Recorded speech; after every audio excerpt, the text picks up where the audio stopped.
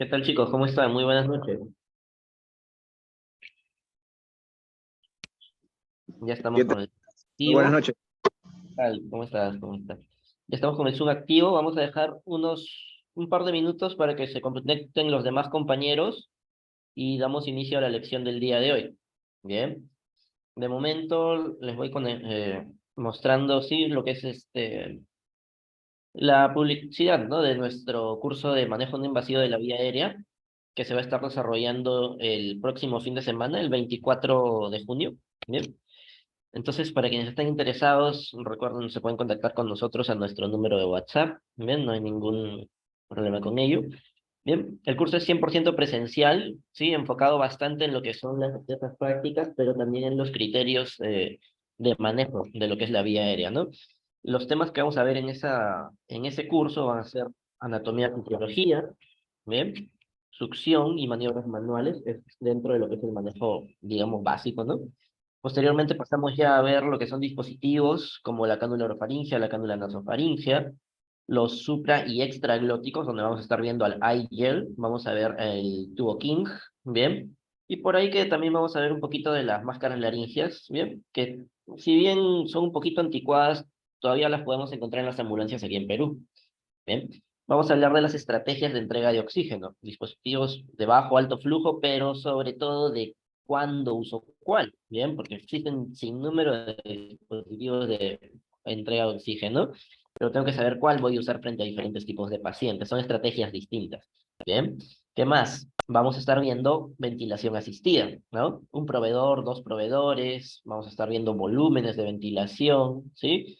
Vamos a hablar ahí un poquito también de cómo es que nosotros debemos guiarnos respecto a nuestra frecuencia y volumen en ventilación asistida. Vamos a hablar un poquito de lo base, obstrucción de vía aérea por cuerpo extraño, y algunos casitos especiales como por ejemplo asma y EPOC, ¿bien? Que dentro de lo que es ventilación tienen sus propias precauciones. Bien, es un curso bastante completo para lo que es el manejo no invasivo, bien. Posteriormente, bien, y también dependiendo de cómo vaya este primer curso, vamos a hacer ya un curso de manejo invasivo de lo que es vía aérea y ventilación, donde vamos a ver temas que ya les voy a contar posteriormente, bien, pero va a ser un curso muy bueno, ¿sí?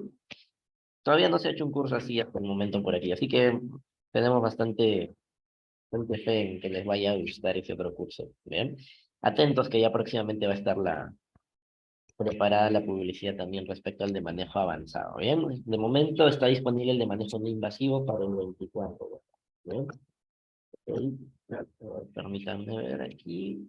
Sí, ya tenemos 12 conectados, ¿bien? Vamos a ver un poquito aquí en el grupo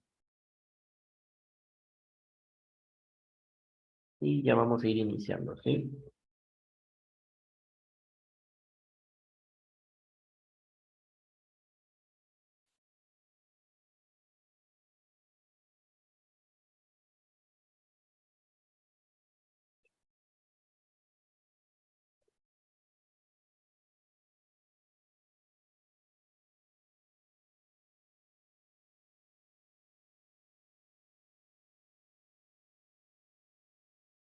Ok, bien. Para empezar puntuales, vamos, voy a poner compartir y vamos con nuestra presentación del día de hoy. El día de hoy vamos a estar conversando respecto a lo que es ahogamiento e hipotermia, ¿sí? Y para quienes recién están dentro o iniciándose en lo que es atención prehospitalaria, ¿sí? Recordemos que existen diferentes programas de formación continua, ¿bien? Que son las fuentes más recomendables en cierta manera, ¿bien? Las más accesibles al menos, ¿sí? Y es ahí donde nosotros podemos mantenernos constantemente actualizados en este mundo, porque recuerden que la atención prehospitalaria no es algo que se mantenga estático, sino que conforme pasan los años es que se van actualizando, se van generando nuevos procedimientos, se van descartando algunos, ¿bien? Entonces nosotros tenemos que mantenernos siempre vigentes, ¿bien? Ok, cuando nosotros hablamos de lo que es trauma, ¿sí? Uno de esos programas es el programa PHTLS de NAEM, ¿sí?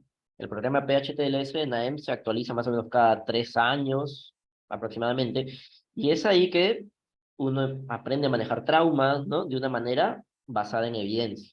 Eso es a lo que apuntamos todos, o sea, que justamente ustedes reciban instrucción basada en evidencia, instrucción que sea valiosa para ustedes, ¿no es cierto? Y sobre todo que ustedes puedan llevar al campo, ¿sí? Eso es lo que nosotros tratamos de hacer con nuestras capacitaciones en prehospitalando. Bien, ojo, por favor, lo que vamos a ver el día de hoy está basado en nuestro manual de 10ª edición de PHTLS. Bien, es decir, de la edición vigente. Bien, ya en noviembre del año pasado, PHTLS se actualizó, salió la 10ª edición, antes estaba en la 9ª, como todos ustedes probablemente la han conocido, y algunos probablemente han certificado su 9ª edición. En la actualidad ya estamos en la 10ª edición. Bien, y esa edición justamente se presentó con muchas novedades. Una de ellas justamente es el manejo del paciente por ahogamiento. Bien, entonces vamos a estar el día de hoy haciendo la actualización necesaria de cómo se debe manejar un paciente producto de el proceso de ahogamiento. Bien, y ojo, por si acaso, estamos hablando del manual de PHTLS de 10ª edición. No estamos hablando de las páginas de Facebook de NAEM o de otras instituciones. Estamos hablando de fuentes serias, ¿bien? Estamos hablando de fuentes serias. Entonces, vamos a iniciar. Permítame un segundo, voy a compartir mi pantalla. Mm,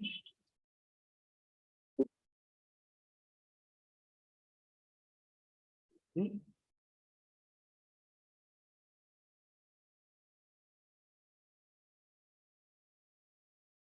Ok, muchachos. Bienvenidos a nuestra transmisión del día de hoy.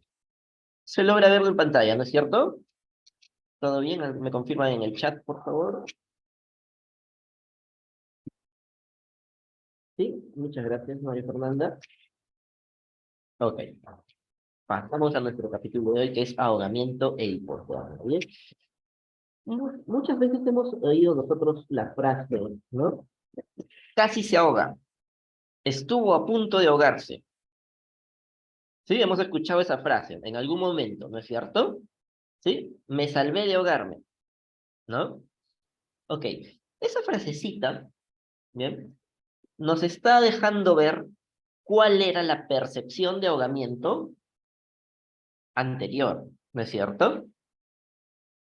Cuando se hablaba de ahogamiento, ¿sí? Se hacía referencia al evento en el cual una persona perdía la vida producto de la inmersión, o la sumersión, mejor dicho, en algún cuerpo de agua, ¿no es cierto? Ya sea agua dulce o agua salada, ¿no? Piscinas, ríos, lagos, mar, ¿bien?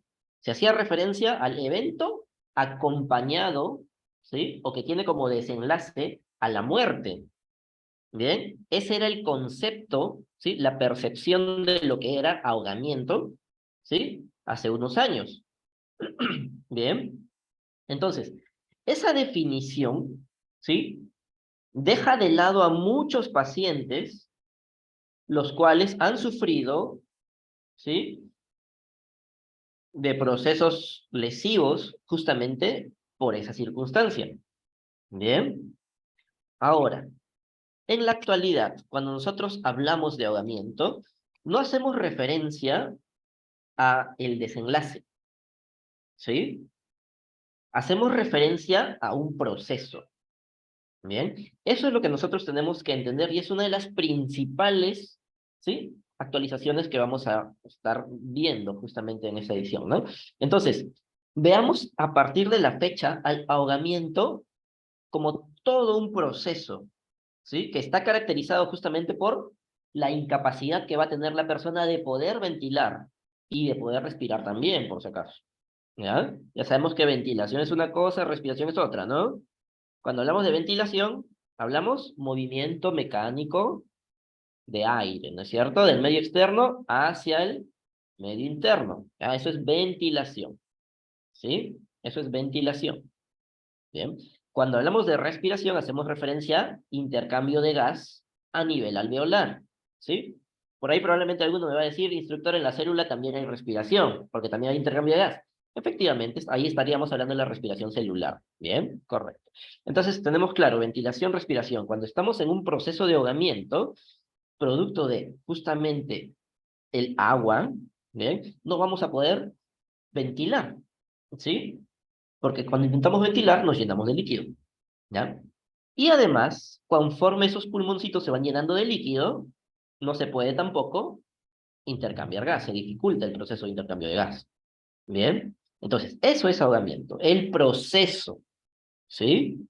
El proceso. Nosotros podemos haber, o mejor dicho, el personal de salvataje o rescate puede extraer una persona del agua, ¿sí? Que puede presentar una tos leve, ¿no es cierto? Sin mayor compromiso sistémico.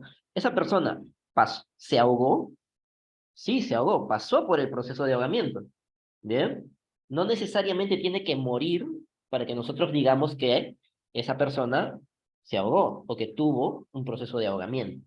Bien, ¿va quedando claro? ¿Me estoy dejando entender? ¿Sí? Bien, bien. Entonces, eso es lo que nosotros tenemos que entender ahora. Bien, que el ahogamiento no necesariamente es la muerte de una persona.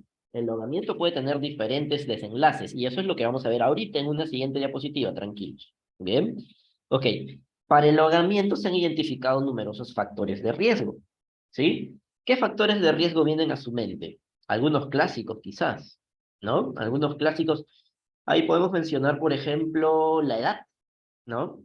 La edad. ¿Quiénes son los que más frecuentemente se ahogan o terminan con un ahogamiento fatal? ¿Quiénes son? Los niños. Menores de edad. Exactamente, María, muy bien. Un gusto que estés aquí. Exactamente. Los menores de edad, ¿sí? Son más proclives a pasar por ahogamiento. No necesariamente fatal, pero ellos son los que tienen mayor probabilidad de pasar por esto. Bien. Ya sea por falta de supervisión, lo cual es otro, ¿sí? Factor de riesgo, la ausencia de supervisión adecuada a los menores de edad. Bien. Podemos mencionar también aquí otro factor más relacionado ya con lo que es el paciente adulto. El paciente adulto también se ahoga, pero por lo general se ahoga porque hay algo más ahí, ¿sí? ¿Por qué se ahogan los adultos? ¿Alguno de ustedes recuerda? Y eso pasa en el verano, a cada rato. Bien, entonces, por lo general, Por ebriedad, no como le dicen por exactamente, tomar. exactamente. El ahogamiento, ¿sí? En pacientes adultos, por lo general está relacionado a el consumo de alcohol o el consumo de estupefacientes. Bien, pues ese es otro factor de riesgo, ¿sí? Veamos que existen otros, como por ejemplo también el género, ¿no? Nosotros, los varones, somos más proclives a ahogarnos que las mujeres, ¿bien? Y eso va justamente también por conductas, por la mayor predisposición que tenemos nosotros de justamente meternos, ¿no? A cuerpos de agua y muchas veces sin medir el riesgo. Bien, ok. Otro factor importante, y ese sí tenemos que tenerlo en cuenta, ¿sí? El entorno, ¿sí? O la ubicación, como también se le llama. Bien. Entonces, si yo pienso ahorita en el verano, ¿sí?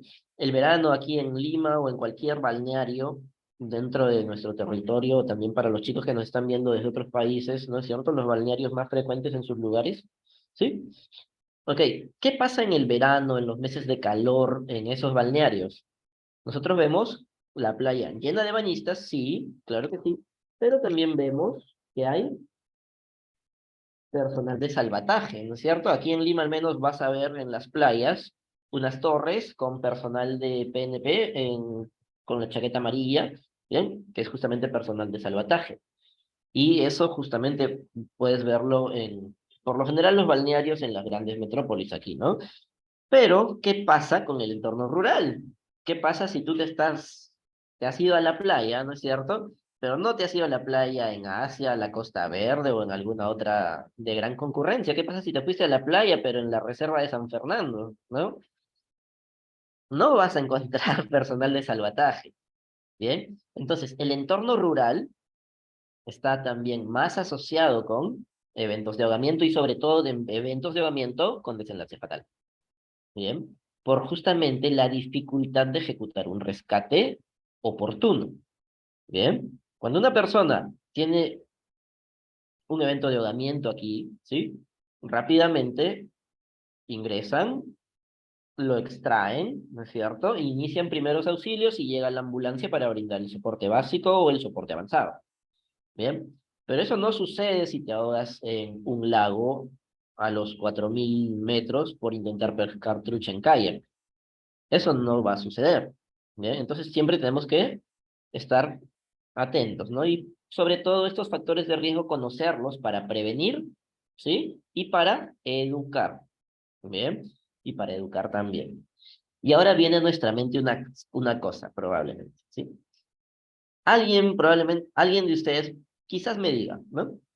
Pero si sabemos nadar, si aprendemos a nadar, entonces vamos a estar más seguros, más protegidos, ¿no?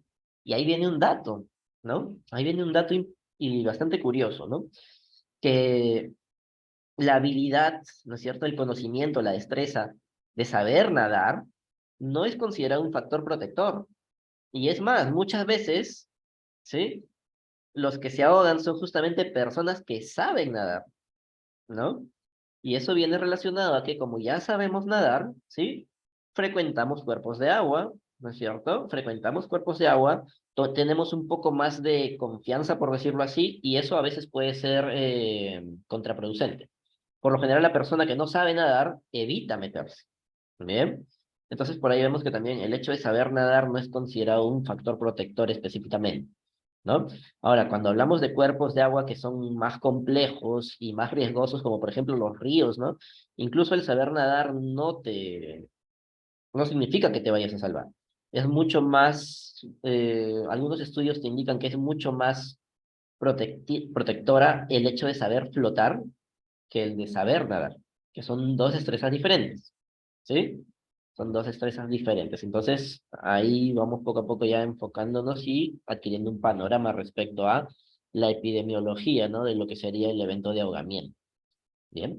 Cuando hablamos de ahogamiento vamos a ver dos términos, ¿sí? Al menos PHTLS nos presenta dos términos, ¿sí? Que sí entiendo que pueden sonar sinónimos en nuestro idioma, ¿no? En el español nosotros los consideramos sinónimos a la inmersión y a la sumersión. Bien. Para PHTLS, y justamente por lo que lo editan allá en Estados Unidos, ¿no? Considera la sumersión como estar por debajo del nivel del agua, ¿sí? Y considera la inmersión como el hecho de la salpicadura constante de agua sobre el rostro. Lo que estamos viendo aquí en esta imagen, ¿sí? Sería considerado inmersión, ¿no es cierto? Si la persona estuviera por debajo del agua, eso sería considerada sumersión. Es importante eso, ¿va a cambiar mis estrategias de manejo? No las va a cambiar, así que tranquilo. Bien, así que tranquilo. Solo es una pequeña precisión para que no nos confundamos cuando veamos esa terminología probablemente. Bien, recuerden que algunos programas y algunas evaluaciones o certificaciones internacionales se basan bastante en el contenido de estos manuales, de estos cursos de educación continua, ¿bien? Y probablemente puedas encontrarte algún término así. ¿Ya? Así que de todas maneras se los hago saber para que lo tengan en cuenta. No los hagan en frío, ¿bien? Ok, ahora, les mencioné yo dentro de la definición que el ahogamiento no era un desenlace, sino que era un proceso, ¿sí? Y aquí lo tenemos esquematizado, ¿sí? Cuando hablamos de ahogamiento, hablamos de que, producto de la sumersión o inmersión, una persona va a tener incapacidad para ventilar y respirar, ¿sí? Ahí me faltó ponerle el ventilar, discúlpenme, ¿bien? Y esto puede tener tres desenlaces, ¿sí? Un ahogamiento con desenlace fatal, cuya consecuencia es justamente la muerte, ¿sí? Un ahogamiento que va a presentar morbilidad asociada, es decir, que va a presentar secuelas, la persona termina con déficit neurológico por lo general, que es un gran problema, ¿sí? O la última opción, ¿sí? Es que la persona, producto del ahogamiento, no presente ninguna secuela posterior, es decir, ahogamiento sin morbilidad. Bien, entonces tenemos tres: ahogamiento con mortalidad, ahogamiento con morbilidad y ahogamiento ahogamiento sin morbilidad. Bien, mortalidad con morbilidad, sin morbilidad. Bien, Un segundito.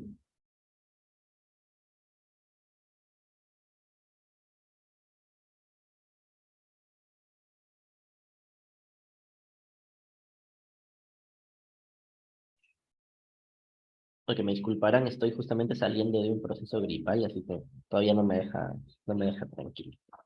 Ok, entonces ahí estábamos hablando de el ahogamiento como proceso y cuáles son sus secuelas posibles. Bien. Esto con la finalidad de entender bien que no solamente la muerte significa ahogamiento. Bien. Y ahora viene una pregunta, ¿sí? Una pregunta muy frecuente, ¿sí? Una pregunta muy frecuente y es, ¿qué hacemos, instructor, si la persona se ha ahogado, pero se ha ahogado en agua dulce? ¿O cómo se diferencia el manejo si la persona se ha ahogado en agua salada?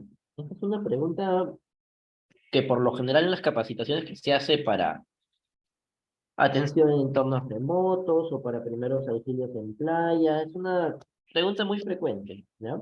Entonces, vamos a entender algo aquí, ¿sí? Cuando hablamos nosotros de ahogamiento, entendamos bien cuál es la amenaza, ¿sí? Entendamos bien cuál es la amenaza aquí, ¿sí? Cuando una persona se ahoga o cuando una persona está pasando por un evento de... Ay, ¿qué pasó? Está pasando por un evento de ahogamiento. ¿Qué es lo que va a hacer que esta persona pueda terminar perdiendo la vida? ¿Sí? Ahí dejo yo esa pregunta. ¿Qué es lo que va a hacer que la persona termine perdiendo la vida? ¿Sí? Pensemos ahí, ¿no? La causa de la muerte, si esta se da, va a ser la anoxia, ni siquiera hipoxia, ¿no? Ya el paciente ni siquiera va a tener forma de captar un poquito de oxígeno. Entonces, eso es lo que termina matando al paciente. Independientemente de si mi paciente sufre el ahogamiento en agua dulce o en agua salada, lo que va a terminar generándole la muerte es la falta de oxígeno, ¿sí? ¿Hacia quién? Hacia sus órganos y sobre todo al cerebro. Recuerden que un cerebro que no recibe oxígeno en 5 minutos va a empezar a morir y posterior de los 10 ya va a tener daño probablemente irreversible. Bien, entonces, independientemente si es agua dulce o agua salada, la amenaza es la misma, ¿sí? Y hay diferencias posteriores, posteriores sí. Bien, posteriormente pueden haber otro tipo de situaciones que requieran, ¿sí? Un cuidado más detallado, bien, que probablemente no lo vas a poder brindar a nivel prehospitalario, ¿sí? El agua dulce, por justamente su consistencia, ¿sí? O su osmolaridad, que sería el término técnico, va a tener fácil difusión y si la persona ha estado tragando agua, esa agua no solamente se va a los pulmones, sino que también va al tracto digestivo, donde rápidamente puede ser absorbida, ¿sí? Entonces puede generar los desbalances electrolíticos, puede generar también alteración a nivel de los glóbulos rojos, ¿bien? Principalmente hemólisis, ¿sí? Y eso sí, ¿no? Pues representa una amenaza, pero es posterior. Eso se va a corregir en el hospital. Entendamos eso. Bien, entendamos eso. El agua salada, sí, va a ingresar, se van a absorber electrolitos, bien, va a ser menos la probabilidad de hemólisis, bien, pero entendamos bien que eso es poco probable de que tú lo puedas revertir a nivel prehospitalario, ¿sí? O que le vaya a causar una muerte inmediata. Lo que sí va a generar una muerte o secuelas graves es que el paciente no pueda ventilar ni respirar. Lo tenemos claro ahora, ¿no? Entonces, ¿sí? Independientemente si es agua dulce o salada, la estrategia de manejo prehospitalario va a ser similar. ¿Está bien? ¿Sí? Excelente. Excelente. Si hay alguna pregunta, ya saben, pueden escribirlo en el chat o levantan la mano. ¿Sí? Levantan la mano para que puedan participar. Bien. Ahora, hay otra cosita más respecto al ahogamiento y que muchas veces pasamos por alto, ¿no es cierto? Y es cómo reconocerlo, ¿sí? Y esto va sobre todo para las personas que trabajan en salvataje, ¿bien? o que están designadas en playa como parte de tripulación de ambulancia. Saben que en el verano justamente se envían tripulaciones hacia playa. Bien, entonces reconozcamos el proceso de ahogamiento, ¿sí? Y evitemos las confusiones. Por lo general siempre yo les digo a los chicos, ¿no? La película es una cosa y la vida real es otra cosa, ¿sí? ¿Qué nos dicen las películas? ¿Cómo se ve el ahogamiento en las películas? Ves a personas moviendo los brazos, ves a personas gritando, ¿no es cierto? Ayuda, ¿no es? Haciendo mucho movimiento de agua, ¿sí? ¿Ok? Ese es como te lo presenta el cine, ¿no es cierto? Ok, pero entendamos que la vida real no es, muchas veces la vida real es un poquito menos espectacular, por decirlo así, ¿ya? Entonces, ¿cómo es que se ve el ahogamiento en los casos reales? La estadística nos indica que en la gran mayoría de casos, ¿bien? La persona no presenta mayor agitación en la superficie, ¿sí? No grita, ¿sí? No llama con las manos. ¿Por qué crees tú que es eso? Sí, sería lo lógico, ¿no? ¿Por qué no? ¿Por qué no piden ayuda? ¿Por qué no gritan? ¿Mm? Recordemos, esa persona está hundiéndose, ¿sí? Y ahorita, cada momento que tiene para tomar aire, lo aprovecha, ¿bien? Entonces, ¿quién de nosotros, ¿sí? Puede hablar al mismo momento que toma aire? ¿O puede gritar al mismo momento que intenta tomar aire? Y una inspiración forzada, ni siquiera una inspiración normal. No se puede, efectivamente, ¿sí? Entonces, esa es la razón por la cual la persona que se está ahogando no va a estar gritando, no va a estar agitando las manos porque sabe que cada vez que levanta, o mejor dicho, siente y lo experimenta cada vez que levanta los brazos, se hunde más, ¿bien? Entonces, por esas razones es que el ahogamiento se ve muy distinto en la vida real de lo que se ve en las películas. ¿Cómo se ve el ahogamiento, instructor? Bien, aquí justamente tengo un video, ¿bien? Vamos a reproducirlo para que ustedes observen cómo es una persona que se está ahogando, ¿bien? Que ha sido difícil encontrar un video así, pero aquí lo podemos hacer. Vamos a reproducirlo. Permítame un segundo, tengo que ponerle... Ah, no, no es necesario. Bien. Ya está.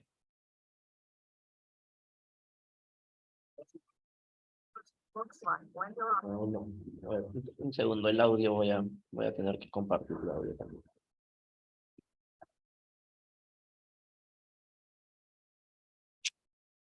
Ahora sí.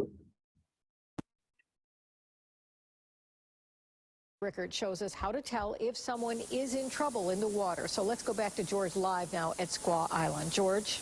That's right, Jackie. And before we show you this man we interviewed was a lifeguard for 20 years. He was on a Bronx beach where they literally saw thousands of people drowning each year. That's how he knows, and he managed to capture one of those events on camera. There are people very close to him who didn't realize this boy was drowning. This young boy does not have any movement in or out from shore, neither left nor right. He remains in the same position and extends his arms out to the side.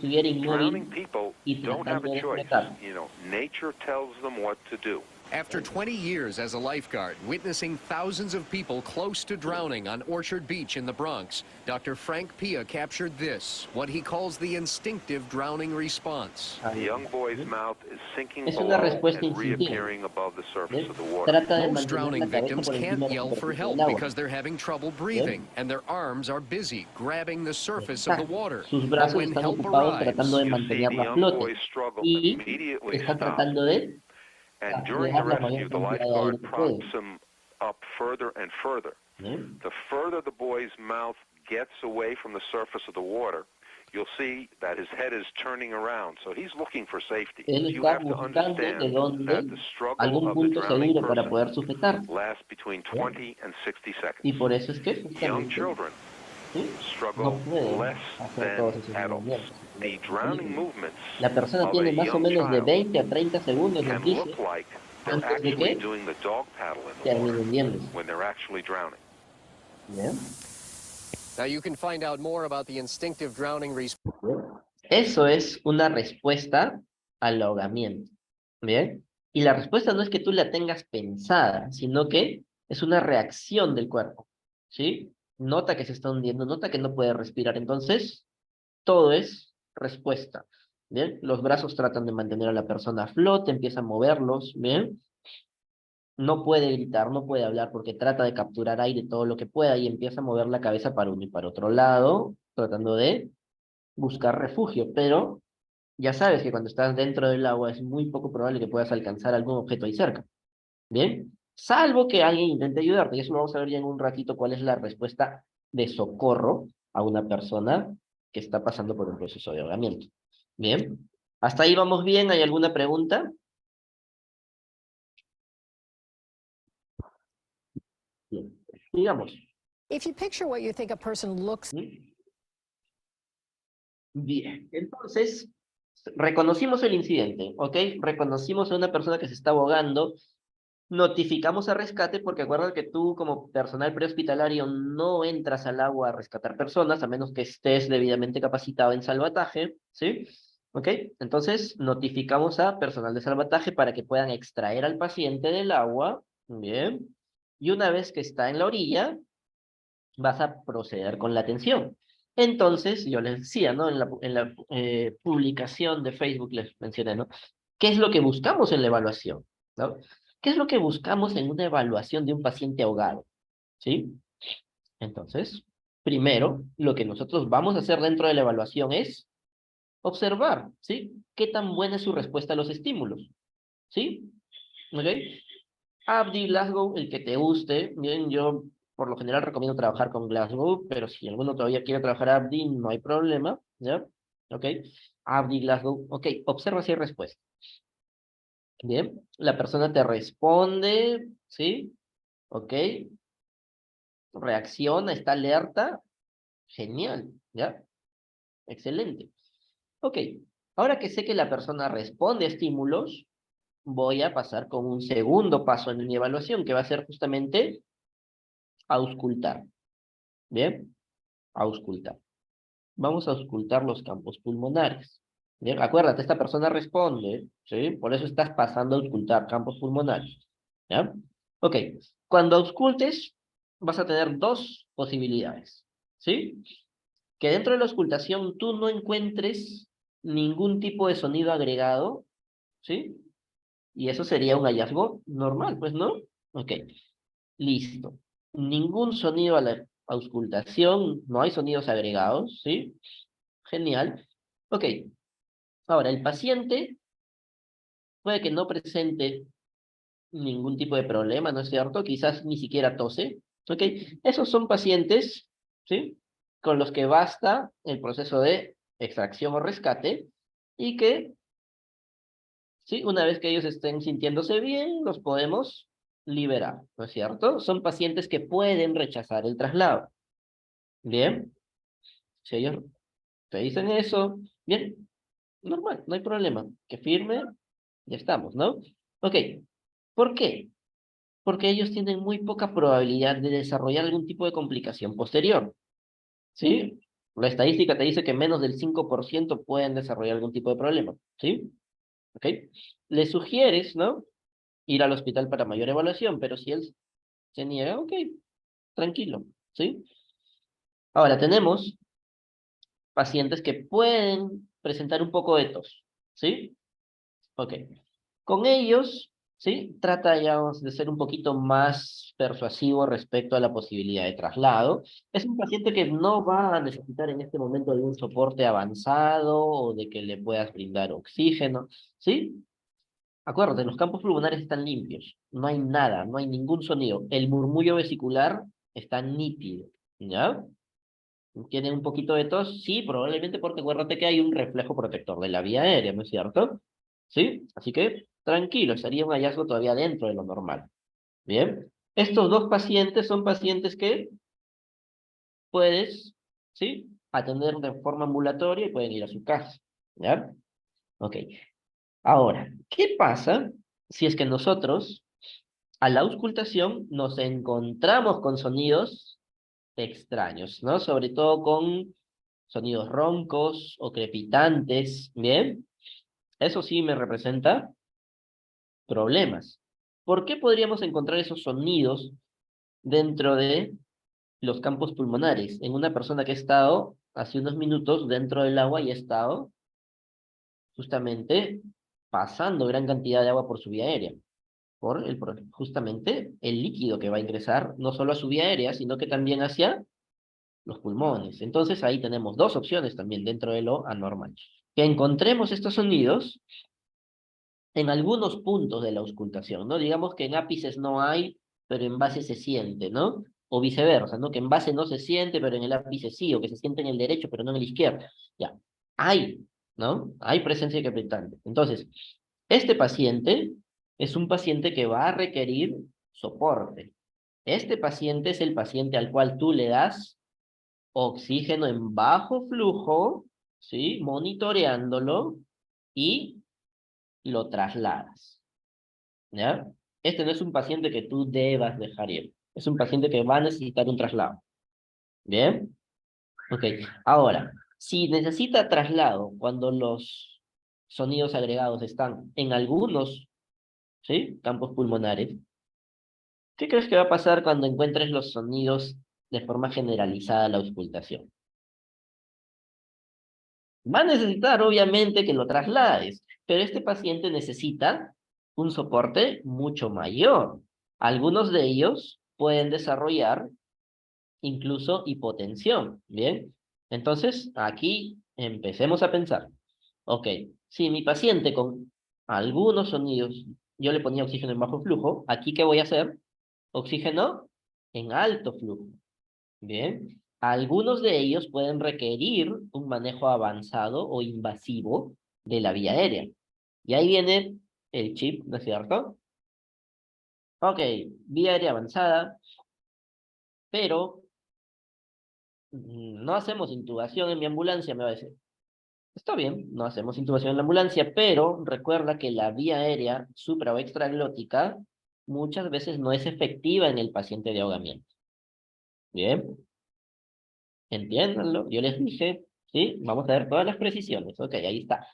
La vía aérea avanzada, ¿sí? Tienes que considerar que tus supraglóticos quizás no sean efectivos, ¿ya? Entonces, si no estamos en capacidad nosotros de poder intubarlo, empecemos con el oxígeno, manejemos el soporte básico y llevémoslo lo más pronto posible. O solicitemos el apoyo de un soporte vital avanzado, una tipo 3, ¿bien? Como se denomina en tu país, no hay problema. Bien. Ahora, ¿por qué puede desarrollar hipotensión? ¿Por qué puede desarrollarme shock? ¿Y qué tipo de shock podría ser? ¿No? Ajá. Cuando hablamos de ahogamiento, pensemos en los tipos de shock que pueden ocasionar. ¿Sí? Cardiogénico, ¿sí? Obstructivo y neurogénico. ¿Bien? Por ahí alguno me va a decir, ¿y si lo pica un animal marino y desarrolla alergia? Sí, puede ser un anafiláctico ahí, pero es un caso mucho menos frecuente. Bien, por lo general se debe a que el paciente sufrió algún accidente que le ha llevado hacia una lesión vertebromedular y por eso se está ahogando, ¿no? O que el paciente presentaba algún tipo de enfermedad preexistente que lo llevó hacia un shock cardiogénico, bien, como por ejemplo hay pacientes que usan marcapasos, pacientes que tienen predisposición a infartos, o pacientes incluso que pueden fibrilar, ¿sí? Dentro del agua, ¿ya? ¿Ok? Ojo, la misma hipoxia va a hacer que el paciente vaya hacia un shock cardiogénico también, ¿ya? Ok, y en algunos otros casos el hecho de que trague tanta agua puede terminar impidiendo, ¿sí? O mejor dicho, incrementando la presión intratorácica, lo cual también va a llevar a que el paciente termine con un funcionamiento cardíaco, un gasto cardíaco disminuido, que lo va a llevar a hipotensión. ¿Bien? En esos casos, ¿sí? Solo cuando hay hipotensión, ¿sí? Se considera el uso de fluidos, ¿ya? Solo cuando hay hipotensión, ¿eh? Por favor, yo no estoy diciendo que todo paciente ahogado tienes que ponerle una vía y tienes que empezarle a pasar solución. Yo no he dicho eso. ¿bien? Solo el paciente que está presentando hipotensión, ¿sí? Además de los hallazgos pulmonares. ¿Bien? ¿Queda claro? ¿Sí? Ok. Bien. Hasta ahí teníamos a los pacientes que respondían. ¿Bien? Que estaban alertas. ¿Sí? Ahora, existe otro lado, ¿no? Y el lado más preocupante es cuando justamente tú le haces un estímulo verbal, no reacciona. Le haces un estímulo doloroso, no reacciona. Ok, aquí hay un problema, ¿no? Entonces, ¿qué vamos a hacer? Permeabilizar la vía aérea. Permeabiliza vía aérea, observa si está respirando, ¿sí? ¿Sí? Observa si él respira. Y si es que no respira, ¿qué pasa? Podemos brindarle ventilaciones de rescate, ¿ya? Son 5. Recuerda, si vas a dar ventilaciones de rescate, son 5. Bien. Obviamente que mientras vas revisando si respira, también vas revisando si tiene pulso, ¿no? ¿Sí? ¿Ok? Excelente, excelente. Ahora, aquí, mi paciente tiene pulso, ¿sí? Ok. Entonces, si este paciente presenta pulso, ¿qué es lo que vamos a hacer? Vamos a brindarle la ventilación asistida necesaria hasta que empiece a respirar espontáneamente y una vez que lo hace, procedemos con, ¿sí? Las consideraciones del oxígeno en alto flujo y también de lo que es, si lo merita, el soporte de fluidos, ¿no? Pero, ¿sí? Aquí viene algo también. Muchas veces estos pacientes que no responden, botan espuma, ¿sí? Botan espuma. ¿Sí? Acuérdate que el agua ha ingresado hasta el pulmón, está mezclándose con aire, y por lo tanto el paciente no bota líquido, sino bota espuma, que se nota, ¿bien? Entonces, no vamos a detenernos, no vamos a prestar mucho énfasis a la aspiración, a la succión, ¿bien? Porque no está muy asociada con lo que es la supervivencia, ¿bien? Lo que sí vamos a permitir es la ¿sí? El hecho de que el paciente vomite todo eso, ¿sí? Expulse todo eso líquido, lo dejamos que bote. Lo dejamos que bote, ¿sí? Y continuamos con nuestra ventilación. Bien, estamos claros, ¿no? La espuma no vamos a ser muy eficientes en la succión tampoco, porque recuerda que es aire y son burbujas de aire. Bien, ok. Hasta ahí tenemos al paciente que tenía pulso. Ahora viene el otro paciente, que es el que no tiene pulso, después de un evento de ahogamiento. ¿Sí? Aquí ya nos estamos yendo hacia, ¿sí? La probabilidad de que terminemos con un ahogamiento fatal, ¿no? Entonces, si no tiene pulso, ¿bien? Empezamos con verificación. Ok, no tiene pulso, ha estado sumergido, ¿cuánto tiempo? Menos de una hora. Ok, menos de una hora de inmersión o sumersión, ¿bien? Es un paciente que va a recibir RCP, ¿sí? Va a recibir RCP. ¿Bien? Siempre y cuando no haya evidencia evidente de muerte, ¿no? Por ejemplo, si estuvo dentro del agua, pero por algún accidente, con alguna lesión muy grave, ¿no es cierto? Entonces ahí probablemente no vayas a hacerla, ¿no? Recuerda que el RCP en trauma también es todo un tema, ¿bien? Bueno, ya me dieron una idea. Bien, entonces, bien, ¿sí?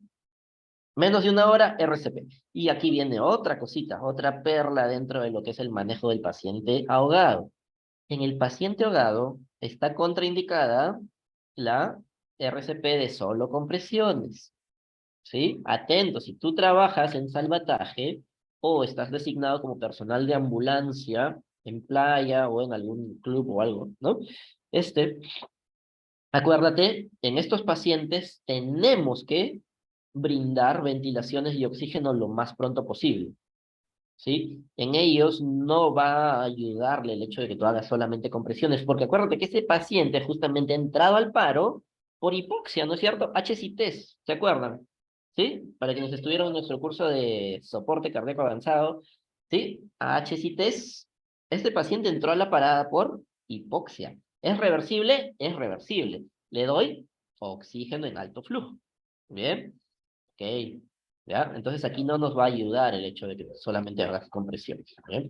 Cuando la parada cardíaca es de origen clínico, ¿no es cierto? Por fibrilaciones o cosas así, ok, puede ser que el personal lego, ¿sí?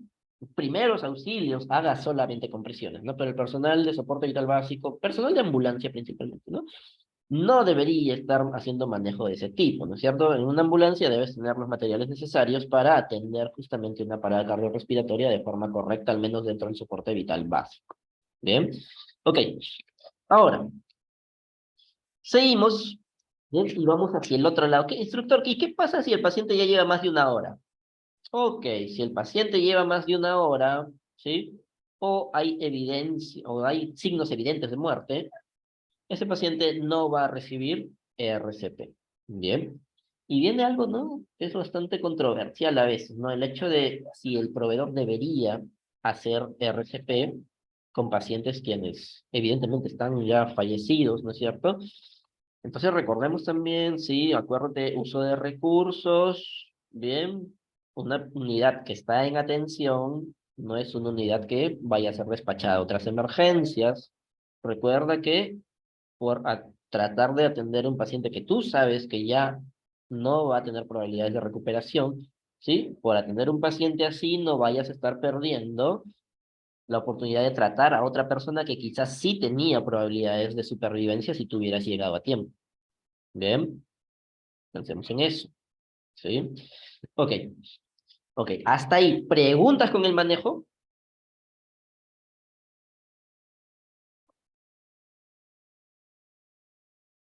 ¿Preguntas con el manejo? ¿O he sido muy claro o los enredé demasiado? A ver, cuéntenme, por favor. ¿Estamos todo bien?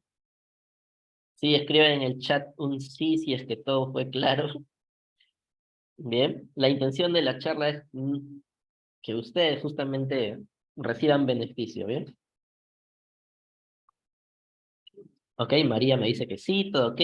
Me dice iPhone, discúlpame, ¿cuál? De preferencia siempre pongan su nombre, ¿bien? Eh, Chera también me dice ok, excelente, excelente, bien, bien. Ok, de todas formas, ya saben que esta transmisión va a pasar al canal de YouTube, ¿sí? Para que la puedan volver a ver ustedes las veces que gusten, ¿sí?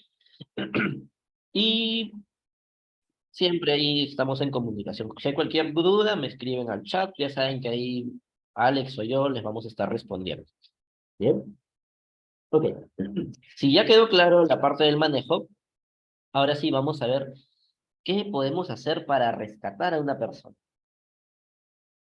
Bien, y ahí les traigo, ¿sí? Nuevamente, la aclaración de que el personal prehospitalario no debe intentar rescates a menos que sean personal específicamente preparado para rescates en agua, ¿sí? Y recuerda que el rescate en agua también tiene todas sus ramas, ¿sí? No es lo mismo hacer rescates en mar o rescates en piscina que hacer rescates en ríos, ¿sí? Son tres entornos de agua muy distintos, con características y riesgos que difieren bastante entre una y otra, ¿sí? La piscina podría considerarse incluso el más seguro, ¿no? El mar tiene sus corrientes y tiene sus cosas. Los ríos tienen muchas más amenazas, ¿sí? Así que, de preferencia, tu rol es prehospitalario, mantente, espera que rescate, te entregue al paciente. Primero tú, segundo tú, tercero tú, tu familia te espera al final del turno. ¿Bien? Ok. Entonces, ¿qué podemos hacer para ayudar a una persona sin exponernos o minimizando nuestro riesgo, mejor dicho? ¿Ya? Una de ellas es tratar de alcanzarlo, ¿ya? Con un objeto.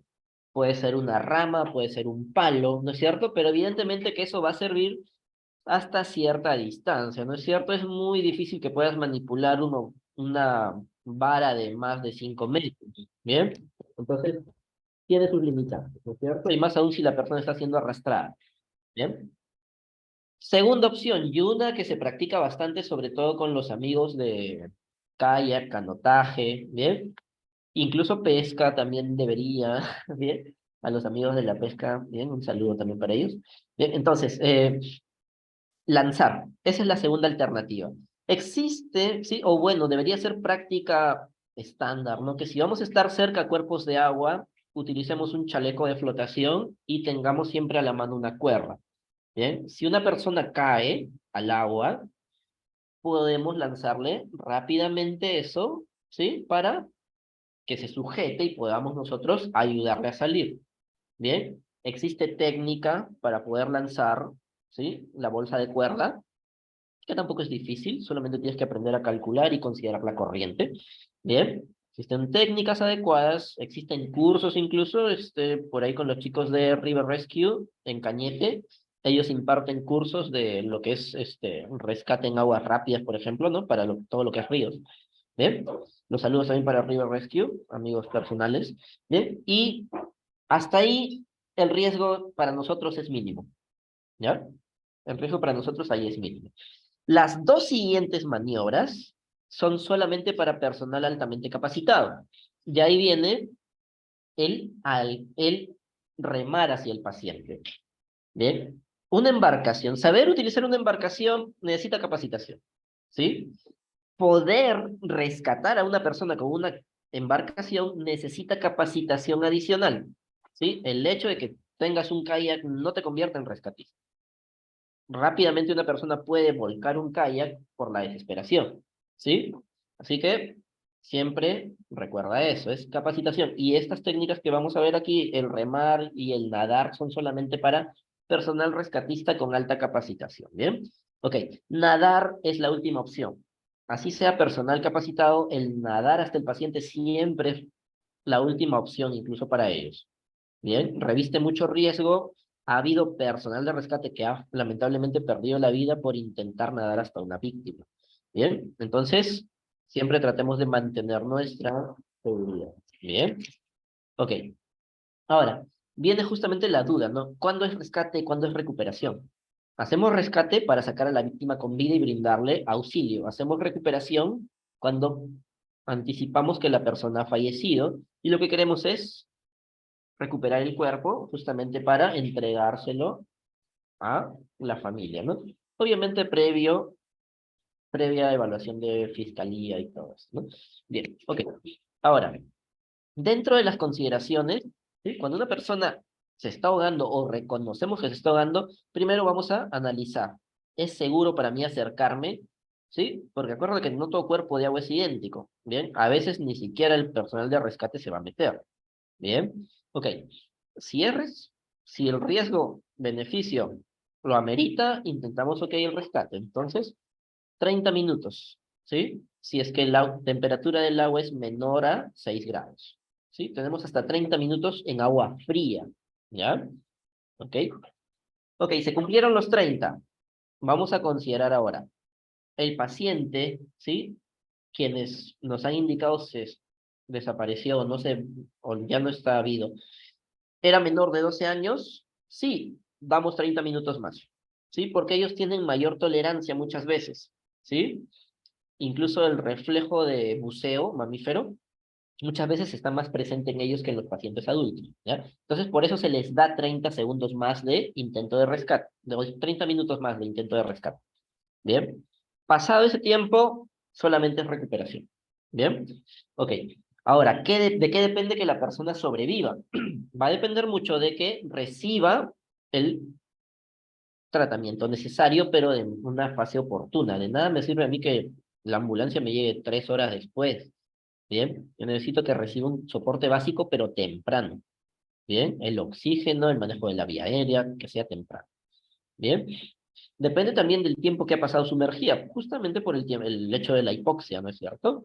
Por el hecho de la hipoxia es que si pasa ya mucho tiempo, no va a tener mayor probabilidad de supervivencia, ¿no? Y justamente también los signos de lesión encefálica. Si el paciente ha sido rescatado, pero no reacciona, su Glasgow es inferior al 8, ¿no es cierto? Ok, es un paciente que probablemente dentro de algunas horas o días vaya a tener un desenlace que no es el mejor. ¿Bien? Esas son las consideraciones que nosotros debemos tener. ¿Bien? Ok. ¿Hay preguntas hasta el momento? La densidad del agua, me menciona Beatriz.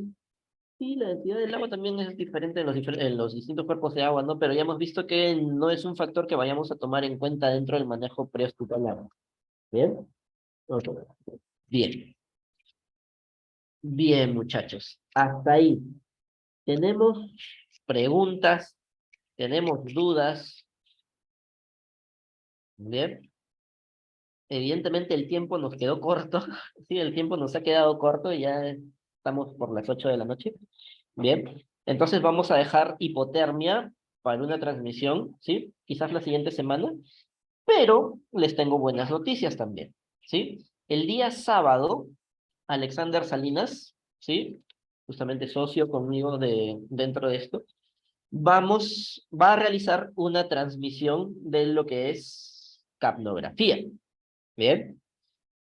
Hablábamos un poquito de cómo el manejo de la frecuencia ventilatoria, volúmenes, exactamente eso se ve mucho mejor con la capnografía. Es una de las formas más precisas de saber si ventilamos a un buen ritmo, en un volumen suficiente, ¿bien? De saber si el paciente tiene una buena perfusión, metabolismo, respiración, ventilación. Entonces es una evaluación, ¿sí? Bastante útil para nosotros a nivel prehospitalario. Bien, el día sábado a las 6 de la tarde Alexander va a estar haciendo la transmisión de capnografía.